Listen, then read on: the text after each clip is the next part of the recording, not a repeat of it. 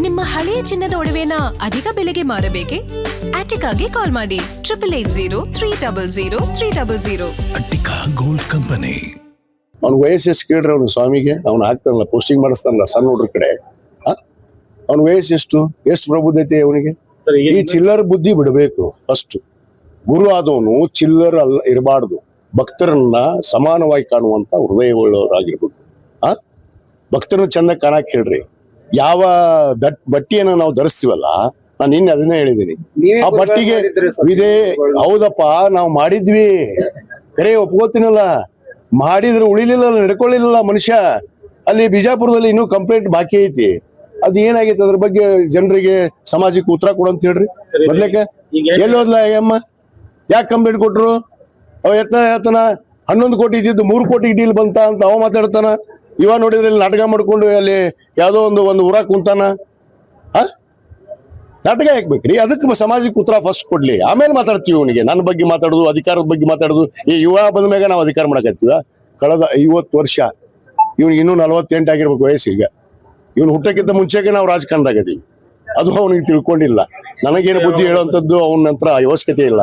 ನಾನೇ ಸಾಕಷ್ಟು ಬುದ್ಧಿ ಹೇಳಿದ್ದೆ ಅವನಿಗೆ, ಸರಿ ಮಾಡ್ಕೋ, ನಿನ್ನ ದುಷ್ಟು ಬುದ್ಧಿನ ಬಿಡು, ಒಬ್ಬ ಸ್ವಾಮೀಜಿಯಾಗಿ ಗುರುವಾಗಿ ಹೇಗಿರಬೇಕು, ಕಾವಿಗೆ ಸನ್ಯಾಸಿಯನ್ನು ವಹಿಸಿದಂಥವ್ರು ಹೇಗಿರಬೇಕು ಹಂಗೆ ಅರಿವಿಟ್ಕೊಂಡು ನಡಿ ಅಂತ ಹೇಳಿದ್ರೆ ನೆಡ್ಲಾರ್ದಕ್ಕೆ ಹೊರಗೆ ಹೋಗ್ಯಾನಷ್ಟೇ.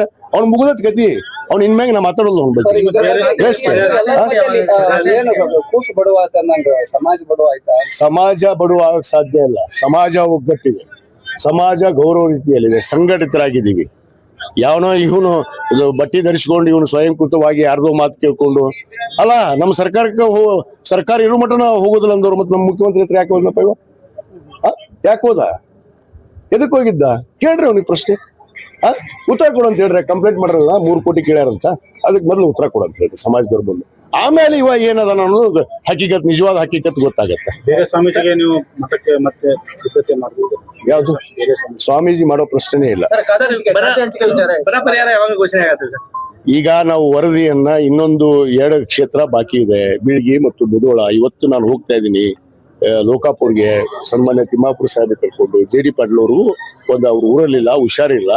ಅವ್ರು ಬಂದ ಮೇಲೆ ಅದೊಂದು ವಿಸಿಟ್ ಮಾಡಿ ಬಹುತೇಕ ನಾನು ಸೋಮವಾರ ವರದಿಯನ್ನ ನಾನು ಸರ್ಕಾರಕ್ಕೆ ಸಲ್ಲಿಸ್ತೀನಿ. ಅದಕ್ಕೇನು ಸೂಕ್ತ ನಿರ್ಣಯ ಪರಿಸ್ಥಿತಿಯನ್ನು ನಾವು ಅವಲೋಕನ ಮಾಡಿದ್ದೀವಿ. ನಾವೇ ಸ್ಥಳೀಯ ಖುದ್ದಾಗಿ ನಾನೇ ಭೇಟಿ ಕೊಟ್ಟಿದ್ದೀನಿ ರೈತರ ಹೊಲಕ್ಕೆ. ರೈತರ ಸಂಕಷ್ಟವನ್ನ, ಅವರು ನೋವನ್ನ ನಾನು ಅರ್ಥ ಮಾಡ್ಕೊಂಡಿದ್ದೀನಿ. ಅದನ್ನ ನಾನು ಮುಖ್ಯಮಂತ್ರಿಗಳ ಹತ್ರ ವಿವರವಾಗಿ ತಿಳಿಸ್ತೀನಿ. ಖಂಡಿತವಾಗಿ ಅವ್ರು ನ್ಯಾಯ ಕೊಡಿಸುವಂತ ಕೆಲಸ ಮಾಡ್ತಾರೆ. ನೋಡ್ರಿ, ಅದು ನಮ್ಮ ಪಕ್ಷದ ವರಿಷ್ಠರಿಗೆ ಬಿಟ್ಟಿದ್ದು. ನಮ್ಮ ಪಕ್ಷದ ವರಿಷ್ಠರು ಏನ್ ನಿರ್ಧಾರ ತಗೋತಾರ ಅದಕ್ಕೆ ನಾವು ಬರ್ತೇವೆ. ಅಪೇಕ್ಷೆ ಬಹಳ ಐತಿ ಅಲ್ಲ, ಮನುಷ್ಯನಿಗೆ ಆಸೆಗೆ ಏನಾರು ಲಿಮಿಟ್ ಐತನ್ರಿ. ಕೊಟ್ಟಿದ್ದಲ್ಲಿ ಸಂತೋಷವಾಗಿ ಯಾವುದೇ ಕೊಟ್ಟರು ಕೂಡ ನಾನು ಸಂತೋಷವಾಗಿ ಸ್ವೀಕಾರ ಮಾಡಿ ಆಡಳಿತವನ್ನು ಮಾಡಿ ತೋರಿಸ್ತೀನಿ. ಗ್ಯಾರಂಟಿ ನ್ಯೂಸ್, ಸುದ್ದಿ ಖಚಿತ, ನ್ಯಾಯ ನಿಶ್ಚಿತ.